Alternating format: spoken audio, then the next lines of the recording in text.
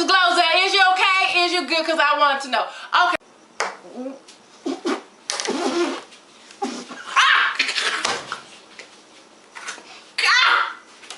Hello, this is GloZell. Is you okay? Is you good? Because I want to know. Check me out on the next episode of FYI FLI, the podcast with Hassan Thomas and Remy G. Yes, ma'am. Let's get it. Let's get it.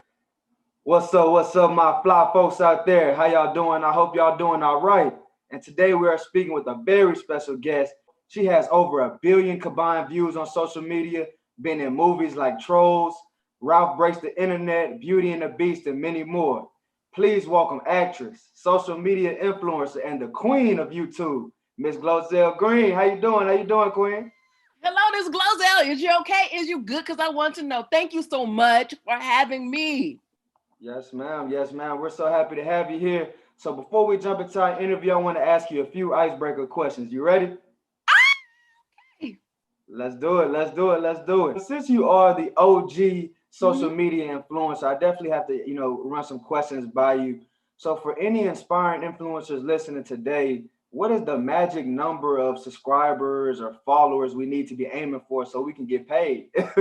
Oh, then the magic number, there's different magic numbers. I know, like if you want to film at YouTube space, I believe it's 10,000. Okay. Yeah, if you want to get paid, there's different numbers for different people because what is it called? The algorithm. Yeah. That always change. And then people are looking for different things. Like if you have 1,000 people who are constantly watching, and there might be a local business or somebody that wants you to advertise, you could be making money in your city or wherever because it's constant, and you could wear like there's been times where I'm like, oh, okay, I have Pepsi in the background. They already paid me to do the video, so there's different ways to get paid. So there's different numbers.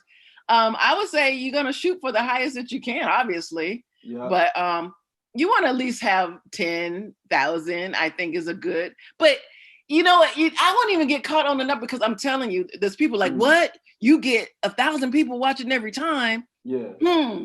Hey, can you talk about my snore machine? When I was at that number, I was doing all kinds of things, making money outside of the numbers on YouTube because I had a constant audience. So when you're at those lower level numbers, do you reach out to these businesses or are they reaching out to you when you're at the lower level numbers? When I'm at the lower level numbers, and at the time I thought that was high level because, you went from having 10 people watch to, oh my gosh, there's 700 people looking at me. Yeah. Like you don't know that that's low for you, it's high. And people are reaching out to you, okay, because people are like, oh, have you seen that girl? Have you seen that person doing this? Oh, she was just talking about how she couldn't go to sleep and your cousin does this thing and blah, blah, so it's a word of mouth. Okay. Definitely a word of mouth. Okay. So, with being an influencer, y'all get paid off the amount of views, maybe some promo that you'll do for some people as well, as we were talking about. But how do you really be smart with that income that's not coming on a consistent basis like a 9-to-5 employee? How you are smart about money that's not coming in on a non-consistent basis. Let me tell you, I know someone who has huge numbers on YouTube, but doesn't make money from YouTube. Make money from doing concerts because people see them on YouTube. So there's different ways to make money. And then the numbers doesn't necessarily mean a lot of money. Why this person has a lot of money, but a lot of numbers is because they spoof other people's videos and stuff. So you can't make money. What's spoof? Spoof means like, let's say this Katy Perry video, and now you're gonna do your funny version of a Katy Perry video, or Beyonce, and now you're doing a funny parody on, like you can't make money using somebody else's stuff. Yeah. But you can become popular. So you've got a lot of numbers and people are like, oh my goodness, this is so funny. Like, let's see, when Nicki Minaj did my Anda Cunning, she's like twerking or whatever, and I'm redoing that.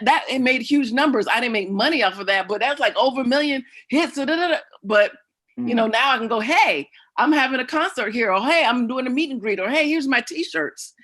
So money is made different ways, and it's not just because of high numbers you're making money from that. You use it, you need to parlay it and use it in other means. Different streams and different things. Yes. Make sure you do that.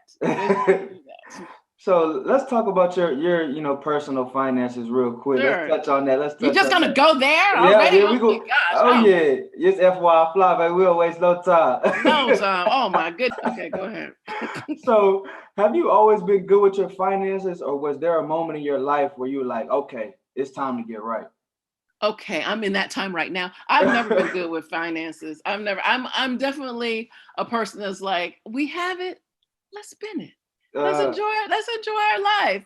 Tomorrow's not promised unto you, and that I need a balance of like, no, this is your allowance. You need to do this. So I didn't grow up with an allowance. And so when money's coming in, I'm taking care of bills, but then I'm spending and I'm enjoying my life. So that was not the right thing to do, people. That's not the right thing to do. You need to save for a rainy day, because all of a sudden how your money's coming in all the time, no matter what you do. Because I have videos out there that no matter what I do, money is coming in if I never made any more videos. And then all of a sudden everything changed, so there's like, I'm like, wait, what? Yeah. So then your bills are still there. Your way of living is still there. Well, the money's not coming in, but you're like, oh, there'll be another hit. There's always been another hit. And that's just how life is. Things change. Definitely. So can you touch on the role that the Singleton Foundation had on you, and how that led to your show with 1,000,000 stories? Million stories. Okay, the Singleton Foundation, what they did for me was definitely put my story on the map. So I definitely appreciate them for that. And it's the GloZell show. And we did that episode to show, where I am, where I was going through, and to put it out there that everything that glitters isn't gold. Most people are like, I want to do that. And you're like, I'm broke at the time. Like, so I'm on my way up. Like, Tupac said it best: F the fame, give me the money. So like, that knows who you are, but I can't go. Like, literally, I went to the landlord. I'm like, I'm in Vanity Fair. He's like, are you paying the rent? Like, I'm literally the same day I had like an eviction notice, and I was in Vanity Fair the same day. Oh, that's wild. So those things happen. So yeah, so my story's out there, and that's great. And then and I've been seeing, because people are like, wait a minute, I didn't know that can happen, or that happened to you. Because even if you look at now, I'm like, oh, we went out to this nice restaurant. We're going somewhere nice today. We're on, spring break, and those things are free. That doesn't mean that, like I still have to figure out, gas in the car. Yep, I know the expense. Like there's free is not free. When you go to this, we got a expensive dinner paid for us. Well, we got a tip on a $200 dinner. Like, excuse me. You're like, like where's that McDonald's at? Like, yeah, that 4 for 4 for Wendy's. Right, exactly.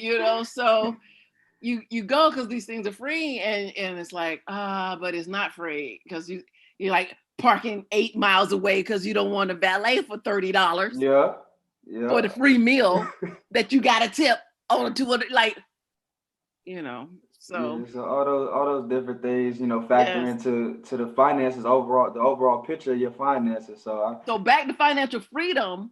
That when I'm like, okay, now I would be more concerned when my money is, right. Yeah. So I'm still gonna keep some of those things, like, hey, we don't have to valet park this time. We can walk, get our steps in. Well, yeah, it's fine. It's fine. So, hello, this is GloZell. Is you okay? Is you good? Because I want to know. I want to make sure that you download the FYI FLI app. Ooh, man, you're going to learn something about financial literature. Okay, download it. Okay.